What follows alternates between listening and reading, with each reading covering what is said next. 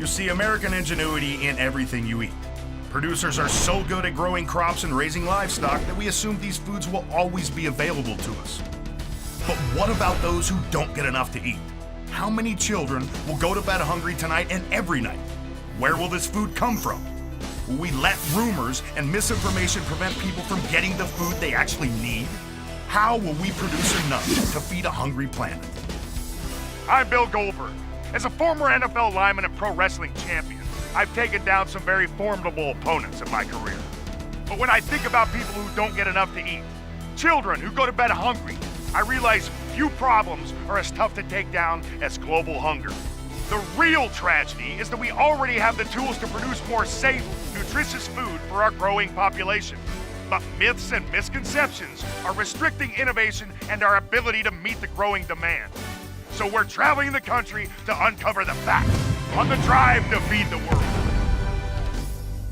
I know others feel the same way, but does the average American really know how bad the problem is? Do they know what's being done about it? Let's find out. About how many people in the world don't get enough to eat? Millions. Probably 50 million. Probably 20 million. 2.5 million. 3 million? 1 million? 2 million. Chew on this! About 870 million people worldwide don't get enough food. And that's not just in third world countries. In my hometown of San Diego, 1 in 4 kids gets their only decent meal at school. In Kansas City, it's 1 in 5. 1 in 8 in Boston. In New York, 1 in 5 kids don't know where their next meal will come from. In Arizona, Atlanta, and Dallas, 1 in 4 kids is food insecure. What's the biggest killer of people in the world today? Car accidents. Drugs. AIDS. Asbestos. Alcohol. Cancer. Cancer. Cancer, maybe? Nah, that's not right. Do you know? Heart disease. Sharks. I mean, right now I would think it's the flu. Mosquitoes? Do mosquitoes cause the flu? I think they...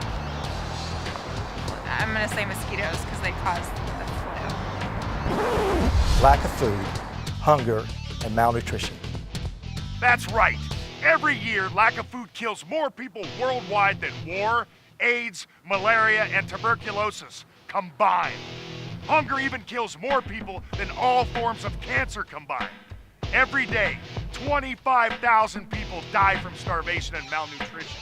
That's like 132 Boeing 727 jets filled with people falling out of the sky every day. Chew on this. The global population will be 9 billion in less than 40 years. According to the United Nations, by the year 2050, we'll need 70% more food than we did in 2009. And 70% of that food will have to come from efficiency-enhancing technology. Did you know that less than 2% of Americans farm for a living? I'm willing to bet that the other 98% probably have some misconceptions about where their food comes from. How many eggs does a chicken lay in 1 month? 300? Oh my gosh. 100? 12 dozen. That's 144 eggs. Depends how sexual active that chicken is, but maybe 160? The average chicken lays about 29 eggs a month. How much bacon do you get from the average cow? Oh man, that's a lot of bacon. I'd say about 27 pounds of bacon. Maybe 10 pounds, 20 pounds? 20? 30? A svelte pounds? cow, Like you know, 30, one like- that's in shape. Like, How many? like 35 pounds, maybe? None.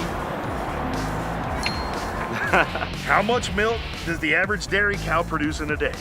I want to say like 35 gallons. 500 gallons. 30 gallons. 2 gallons.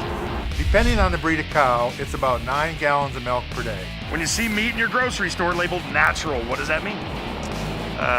No preservatives? Meat should be natural, right? I guess if it's not, it's soy.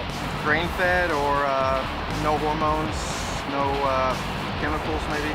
They're lying to you. They're trying to say it's organic, but it's not. Of this earth? Free of all the hormones and pesticides and everything else that are put in the meat, I guess, used by farmers? I would hope we buy natural meat. I don't know. I can't imagine there would be any difference. Exactly.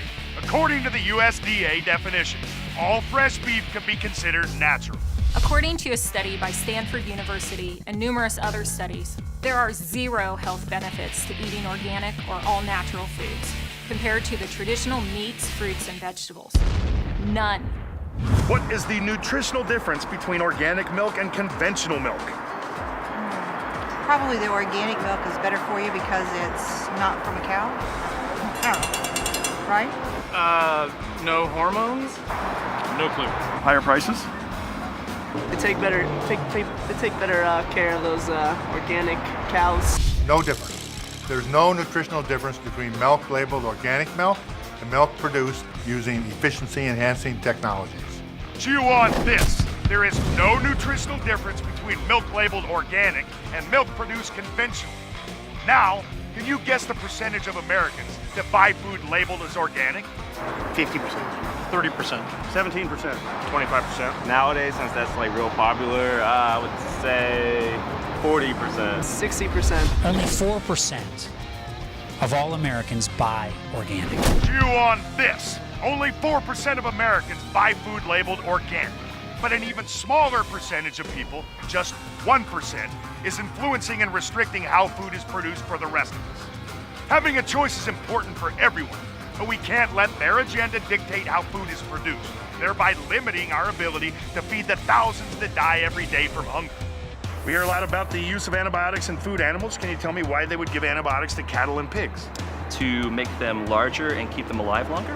Probably to keep them from like catching all the diseases because they're grown in like dirty farms and stuff like that. Supposedly to help them kill germs, but I think it's just more growth hormones. Like you'd expect, most antibiotics are given to treat and control disease. Antibiotics ensure the overall health and well-being of the animal, which is important to me as a veterinarian, and the overall safety to our food supply, which is important to all of us as consumers. Now, what about residual antibiotics in our milk, eggs, and meat? Actually, the FDA applies numerous human food safety studies to ensure the safety of all antibiotics used in food animal production. And the truth is, there is no measurable risk that would affect human health. How many added growth hormones are present in the average chicken breast? I'm not sure. I would guess it would be a lot. Nowadays, they got kids growing up a lot faster, and I would say it's probably due to the hormones they put in the food. 6. 5. I don't know, 40? 3. More than I'd like.